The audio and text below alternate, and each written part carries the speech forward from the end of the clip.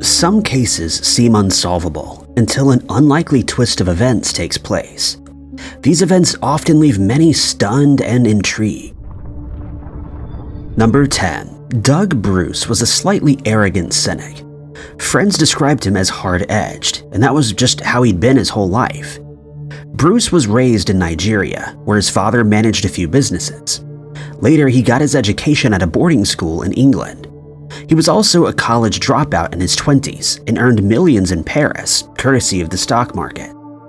In 1999, the successful stockbroker retired from that line of work and moved to Manhattan, where he enrolled in a 4-year-long course in photography. Nadine Adamson, a former partner of the man, described him as the average banker who chased models and had a big loft. All in all, the man was living a pretty regular life.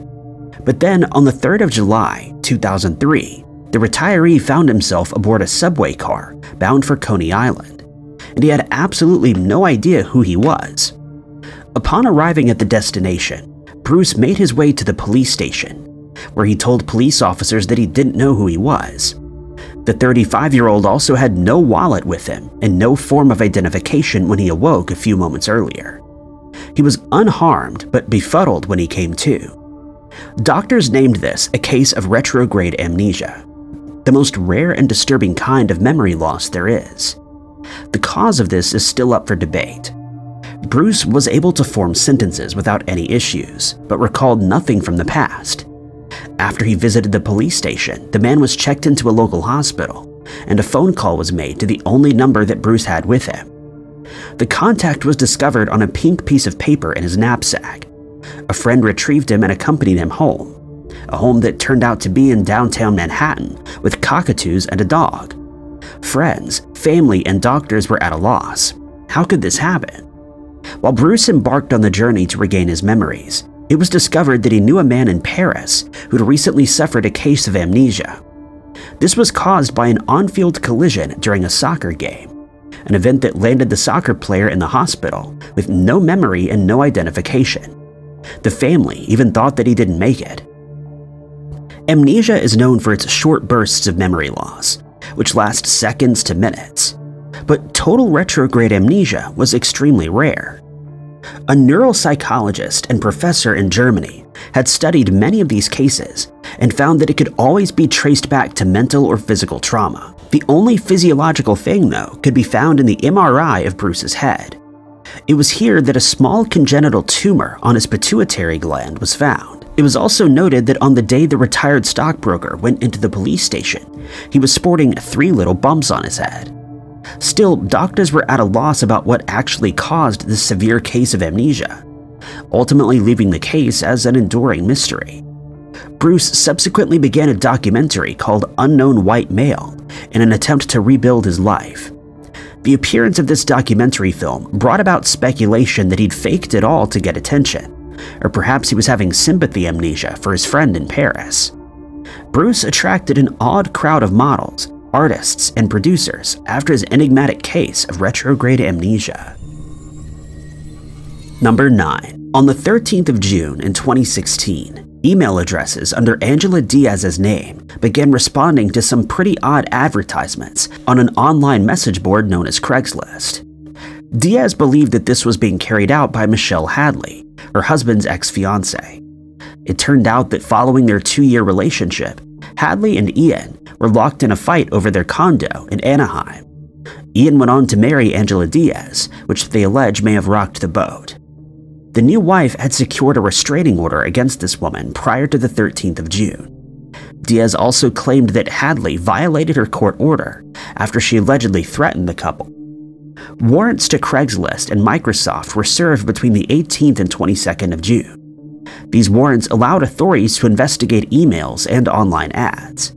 The Anaheim Police Department then discovered that the emails and the advertisements all originated from the Diaz residence. Despite this knowledge, though, Hadley was arrested. Officers investigated the claims and gathered that the emails that were sent to the couple were written by the ex-fiancé, and so she was prosecuted and jailed. After 88 days in a cell, the charges were dropped. The arrest came after an attacker showed up at the Diaz home, alleged to have been sent there by Hadley. But upon reviewing the security footage, it was discovered that no one had arrived at the house that day. Further investigation was carried out, and a twist in the case was revealed. It turned out that the emails that were created, as well as the ads, were Ian and Angela Diaz pretending to be Hadley, and then in turn pretending to be Angela in an effort to frame her. This was a twisted plot to steer the 29-year-old away from the condo. Among the lies that Diaz was involved in, officers also discovered that she had faked cancer and her pregnancy as a manipulation tactic. She also claimed to be an attorney and forged some doctor's papers. The tables turned and the real assailant was charged with 10 felony counts.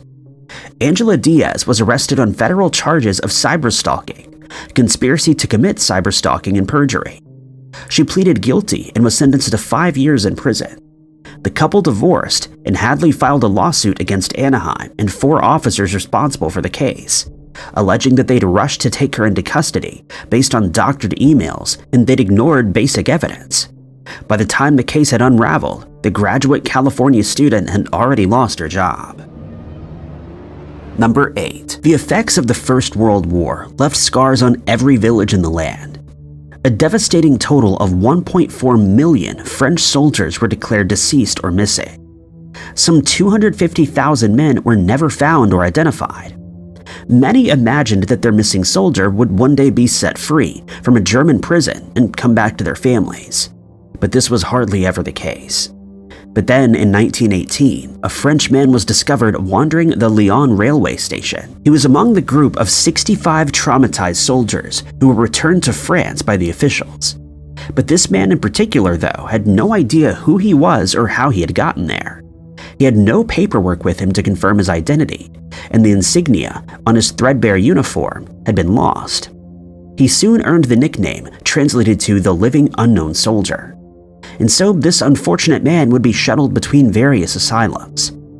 In 1922, a picture of the unknown soldier was published in the newspaper, and around 300 families alleged that he was their missing relative. He didn't harbor any notable features, making the identification particularly difficult. The soldier had brown hair and eyes, a beard, and a pale complexion. In actuality, he looked like all the other soldiers. Psychiatrists and hospital officials, though, remained unconvinced of the proposals, and he remained unidentified and unclaimed. He became known by the garbled pronunciation of his name, Anthelme Mengen. The man was deemed incurable and was sent to Rodez, Aveyron, where he would remain for 16 years. The debate over whose relative Anthelme was went on well into the 1930s, and soon his real family was discovered. It was a true twist of fate. The man had gone nameless since 1918, well into the 1930s. He was Octave Monjoie. He was said to have come from the town of Semur, which is located in the central area of France. This identification proved true when he was able to make his way from the station in Semur to the family's home unaided. Octave was also shocked when he saw that the church bell tower was no longer there after it was struck by lightning and destroyed. In another twist, this time more unfortunate, by the time the court case was up, both his brother and father had passed. It was 1938, and the families who alleged that they were his had already lost interest after maintaining that this man was their lost relative. Octave had nowhere to go. The man never regained his memories, nor did he recover from the war, and for the rest of his life, the unknown soldier would bounce from one psychiatric hospital to another. In 1948, the remains of Octave were retrieved from a communal grave and taken to his tomb in a Semur cemetery. A wealthy World War I soldier carried out the move. Losing one's memory must be a terrifying ordeal. Finding hope in a potential family may aid in such an event, but to have that newfound sense of familiarity ripped out from beneath your feet must be a daunting experience. Number 7. Ever heard of the man with a 7-second memory? Clive Waring was born in 1938 in the United Kingdom. In his early life, he grew to become a successful musician, singer, and composer. He specialized in choral and classical music. But in 1985, at the peak of his career, the musician was struck with an unlucky event, one that would leave him with fractured memories. Clive forgot his children's names, and not long after that, his memory quickly deteriorated. His case remains one of the worst recorded cases of amnesia in history. The man was suffering from retrograde amnesia, the kind that wipes the victim of all memories. But Clive was also struck with anterograde amnesia, which didn't allow him to store or make up any new memories. Doctors and psychologists determined that he would retain new information for 30 seconds, sometimes as little as 7. And so the musician was forced to live in the present, with no hold on the past and no ability to learn anything new. In 1986, he would be filmed for the Jonathan Miller documentary, Prisoner of Consciousness. Clive exhibited loneliness, fear, and bewilderment during the filming, but the musician was determined to hold on to anything or something. He began keeping a journal. The journal started as old scraps of paper until finding its way into a dedicated notebook. The entries consisted of statements such as "I am awake" or "I am conscious." These statements would be repeated every few minutes. 2:10 p.m., this time properly awake. 2:14 p.m., this time finally awake. Clive was left with only a few seconds of memory, which prompted his wife Deborah to leave him and head to America. The man was in agony, and the only time he ever felt better was when Deborah came to visit. After she left, though, she would find repeated messages on her answering machine. They were from Clive, and he asked her to come and see him again. But there was also another twist in the story. It had been years since the man was diagnosed with amnesia, but strangely he still remembered how to play the piano. He could also recognize his own handwriting, his wife, and some of his children. At one point, during a time of awareness, Clive commented that he would make a curious case for the doctors. This means that curiosity was also not taken from the man despite his condition. It turned out that the amnesia that he was suffering from was due to a brain infection, viral encephalitis, which affects the parts of the brain that concern memory.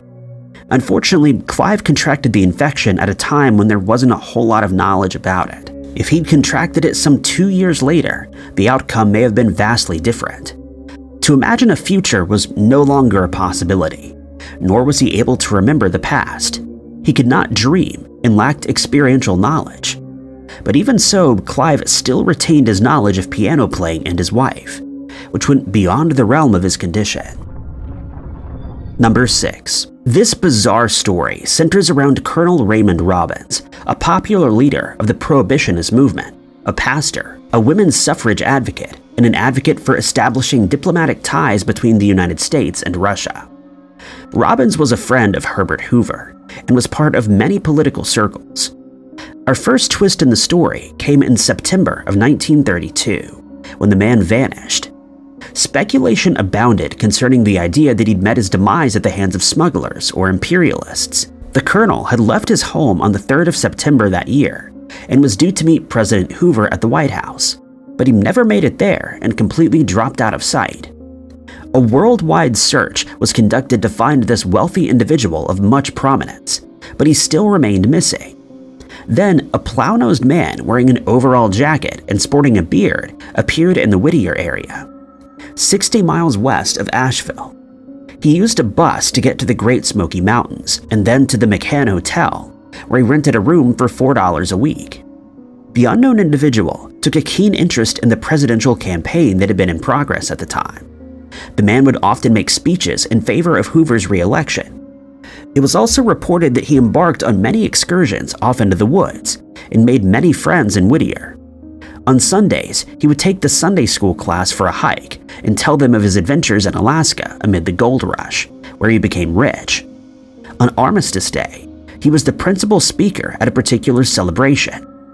A name was later put to the unknown face: Reynolds Rogers.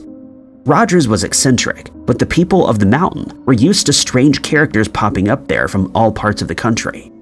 It turned out that, like Colonel Robbins, Rogers was also a friend of President Hoover. He also knew Theodore Roosevelt. But then there was another shocking twist. A red-headed youth, Carl Bird Fisher, had seen a picture of the missing wealthy Chicago man who mysteriously vanished after leaving New York in a weekly newspaper called Grit. He thought that the man looked a bit familiar.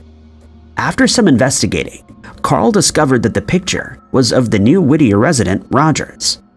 The family contacted one of the colonel's friends and a nephew, John C. Dreyer, soon appeared in the town to identify the stranger. It was Raymond Robbins. He was subsequently taken to Asheville, where he was admitted as a patient into Appalachian Hall. This was an institution for mental and nervous disorders. It turned out that the missing colonel had suffered from an odd case of amnesia. Initially, the man didn't recognize his wife or other members of his family. On her third visitation, though, Robbins was able to confirm that the woman was in fact his wife, but maintained that his name was Reynolds H. Rogers. But one question plagued everyone's minds. That question was whether or not Robbins was faking the amnesia, or if it was real. Many understood why the man would fake it. He'd spent the year prior to the incident on a 286-city speaking tour. There, he had urged for stricter enforcement of prohibition, after which his life was due to go up in smoke within a year with the passage of the 21st Amendment and the end of the prohibition.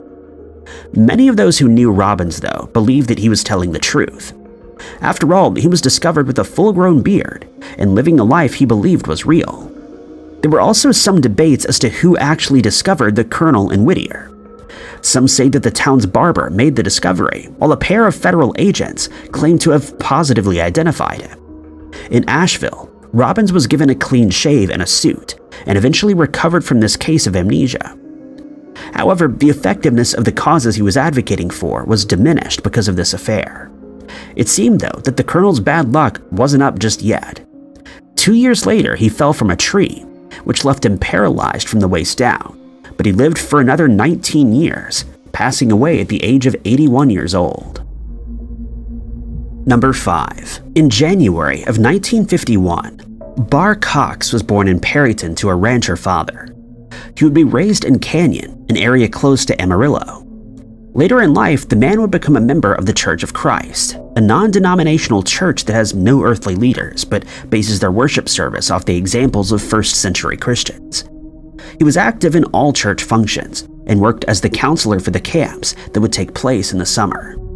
Barr attended classes at Abilene Christian College and Texas Tech, where he would study art. He also worked in a clerk position for Freed Hardeman.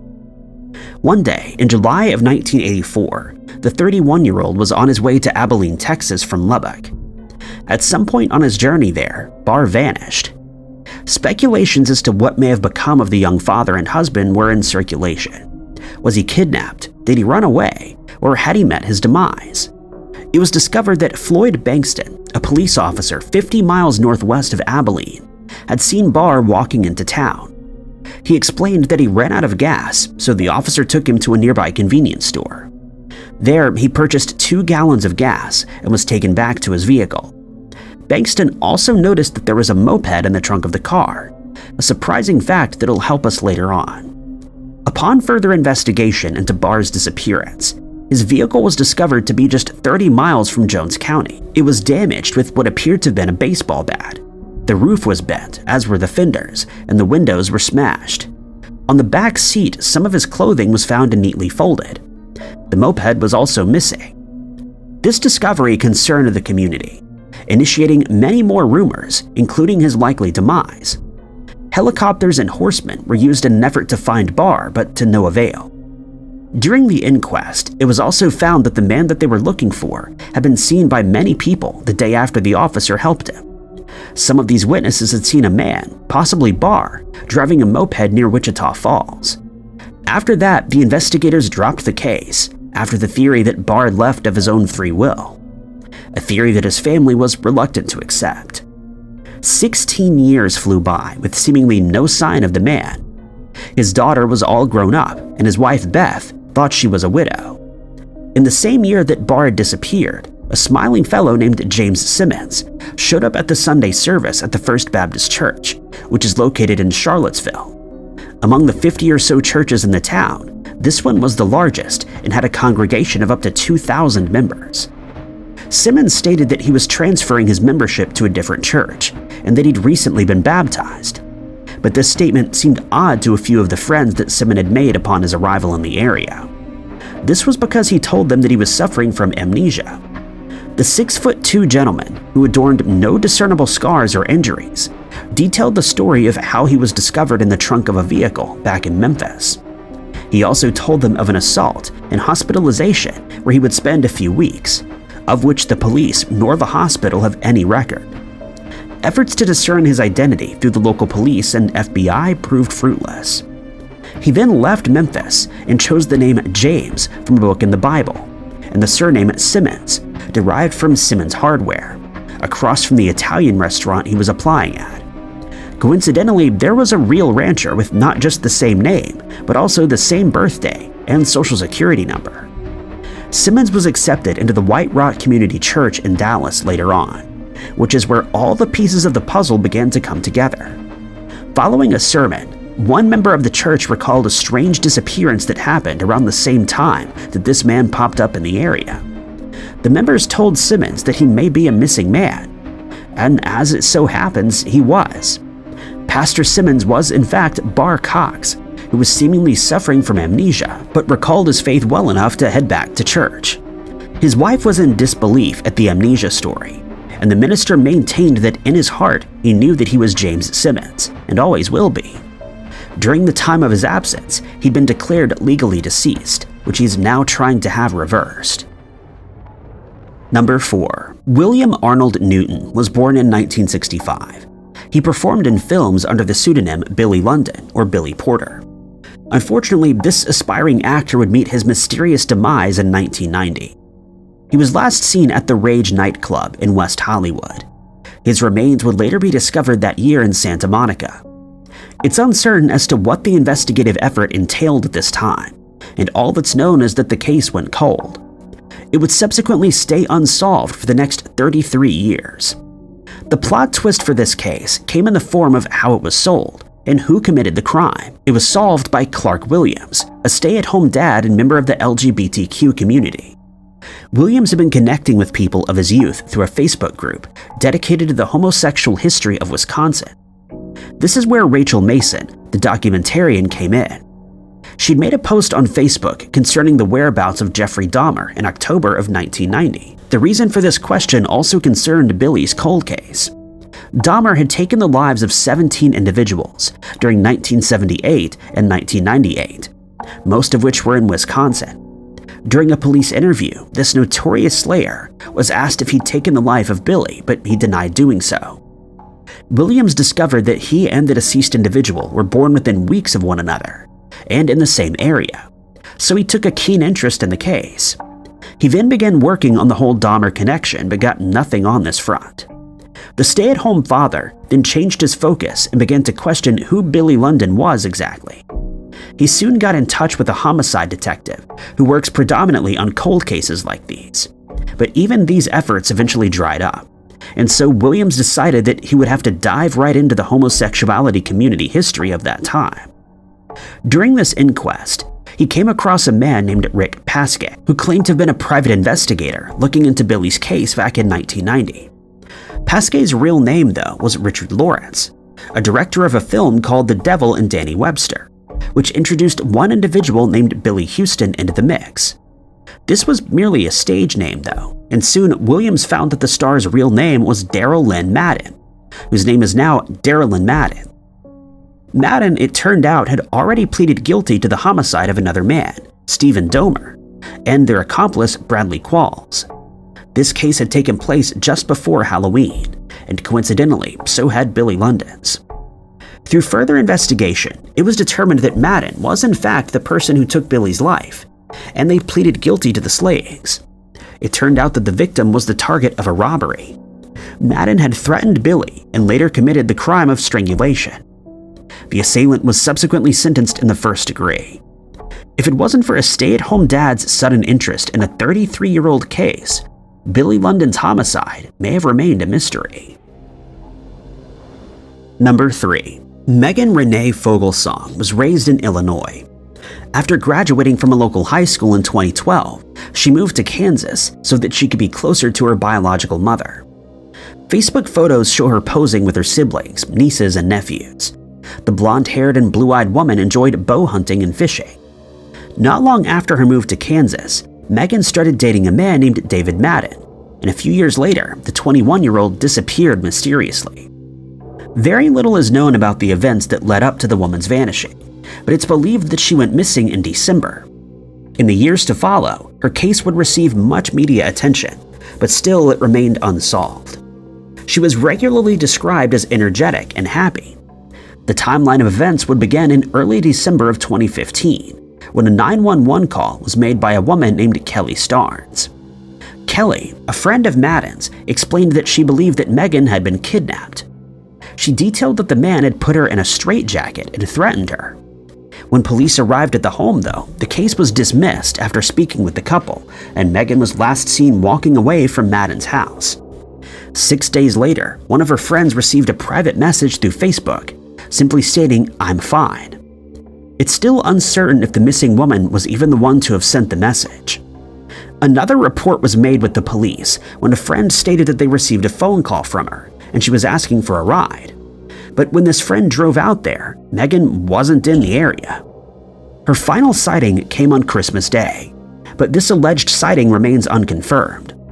A man reported that he'd seen her entering a local store, and it wasn't until the following year in February that a family member would officially report her as missing. David Madden quickly became the central focus of law enforcement for other reasons, and it didn't take long for him to be marked as a person of interest in the disappearance. Starnes described the person of interest as ex-military and one who despises the government. Dawn Foglesong, the missing woman's stepmother, began to fear the worst when Megan didn't return for the holidays. One friend had even alleged that the boyfriend had taken her life. Starnes also began to grow more worried by the day, especially after Madden ominously stated that no one would have to worry about her again. Law enforcement would soon reveal that foul play was suspected, with Madden's remaining a suspect in the case. It was also this individual who wanted a federal warrant after going on a firing spree after a traffic stop. He was also wanted after a search was carried out of his home where he lived with his father, Thomas Madden. There, officers would discover various military-grade weapons. The grave of a deceased dog, Rommel, who belonged to Madden, was dug up twice, but there was still no sign of Megan. The interest in this grave was also the result of various theories about the disappearance. One such theory stated that she'd been fed to the hound, but this was not the case. In a shocking twist of events, on the 29th of April in 2019, David Madden embarked on a firing spree, which would end at his father's home in Rice County. But then something curious happened. That same year, in October, officers headed back to the home yet again to uncover Rommel. Barton County Sheriff Brian Bellendier reported that Rice County law enforcement found Megan Foglesong that same day in the Madden house. She was alive and well, denied needing assistance, and stated that she hadn't been kidnapped. This subsequently ended the search and the investigation. That year, the 21-year-old spent Christmas with her family in Illinois. She also wrote a letter to Starnes in which she thanked her and apologized. Megan then returned to Kansas, where she rekindled her relationship with the man who was initially the prime suspect in her disappearance. Despite Dawn's efforts advising her stepdaughter to stay away from him, Megan never did, and eventually she stopped responding altogether. Number 2. Many are unaware that the inspiration behind the character Jason Bourne in the books and movies was actually based on a real person who existed 150 years prior. A.J. Brown was an ordinary man who lived in Norristown, Pennsylvania during the late 1800s. He made a living by creating stationery. He also inhabited a modest apartment and made friends with all his neighbors. But then on the 14th of March in 1887, this man's life would take a turn. Residents of Norristown embarked on an attempt to unravel a mystery concerning this well-dressed man who'd been operating a store that was filled with everything ranging from toys to furniture. The mystery began when Brown woke up that day, not knowing who he was at all. The first person he came into contact with was the landlord. The landlord was greeted by a confused expression and the question, "Who am I?" when the resident knocked on his door. Brown explained that he woke up to find that he'd been buying and selling merchandise. He also feared that he may have been considered a burglar. He was soon told that he was in Pennsylvania, and he was then brought in for examination by the local physicians.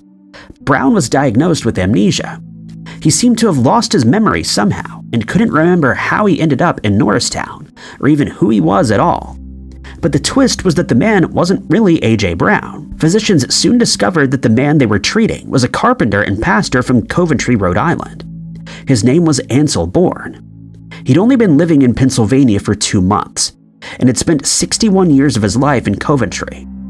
Bourne told Dr. Lewis W. Reed an interesting narrative, which said that he had no recollection of the past 2 months. He also never heard the name A.J. Brown before that day. The person he'd been for the last 2 months was a stranger. Reed informed the patient of the date, and Bourne discovered the last date that he remembered was the 18th of January. He believes he left his home by horse and carriage to Providence. He then withdrew some money from the bank, paid some bills, and then went to the store with his nephew. The next thing he remembered was all the street names that he passed along the way to visit his sister. But after this, he doesn't remember a thing.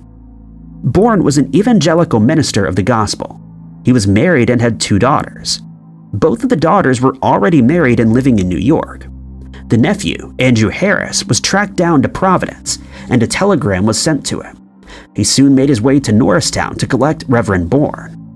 This real-life individual had a slight difference to the Jason Bourne character. While Jason lost his memory, Bourne lost his original identity and took on a whole new one. This made him one of the first recorded cases of dissociative fugue, a rare condition that's only been documented a handful of times. In short, the disorder is characterized by the self-splitting into other distinct individuals that have no understanding or recognition of each other. It's unknown what became of the man after being taken back home. It's uncertain if he ever regained his understanding and memory of who he was. It was never confirmed if he went back to preaching either after his 2-month-long adventure elsewhere. Number 1. Most know the story of Charles Manson, the serial slayer, American criminal, and cult leader. Manson led his followers into heinous crimes during the 1960s. Most of the notorious homicides were carried out by other cult members. This man would spend most of his life in juvenile reformatories, which began at the age of 9. His crimes at this time included petty larceny, armed robbery, and auto theft. In 1967, Manson was released from prison and moved to San Francisco. There, he would attract a small group of followers who came from the city's bohemian youth culture. By 1968, he became the leader of The Family, a religious organization dedicated to the eccentric. Between 1968 and 69, the man would go on to order his followers to carry out at least 9 homicides, but there may have been as many as 24 slayings. In just 2 evenings, the group and their leader would commit a few homicides, which would later be referred to as the Tate LaBianca homicides. These violent attacks, though, began with Bernard Crowe, a man believed to be involved in the trading of narcotics. The attack was followed by a scam that Charles Tex Watson set up. He'd spoken with his usual dealer, but found the price to be too high. He then came into contact with Bernard. Tex planned on purchasing from his dealer, and then selling a certain amount back to Bernard at a higher price. Tex would obtain the narcotics, deliver them to Bernard, and keep the difference, as well as the money, all to himself. But in order to make this plan work, Bernard would need to pay up front. But when the time came, the dealer wouldn't hand over the cash to someone he didn't know, and so the client left his girlfriend with him as collateral. After realizing what had happened, the dealer set out to find the man responsible and went to the ranch where one of the Manson family members resided. This member rang up Manson. Manson and Bernard conversed, at which point the slayer was threatened. The dealer was unaware of the dangerous move he just made. On the 1st of July, Charles Manson went over to Bernard's apartment, firing at him once and leaving right after. While this act was egged on by their confrontation, Manson also believed that this victim was part of the Black Panther movement. The man was left to succumb to his injuries. The criminal left with the thought in mind that he just ended a man's life, but in a shocking twist, he would return from the grave. Bernard was merely wounded in the attack, but survived and healed from his injuries. His suspect, though, was unaware of this right up until his trial, when the man whose life he took showed up to testify. Thank you guys so much for watching. If you liked this video, be sure to hit that like button. Also, don't forget to subscribe and click that notification bell to keep up to date with all of our future uploads. But my name is Ty Knotts, and I'll catch you guys in the next video.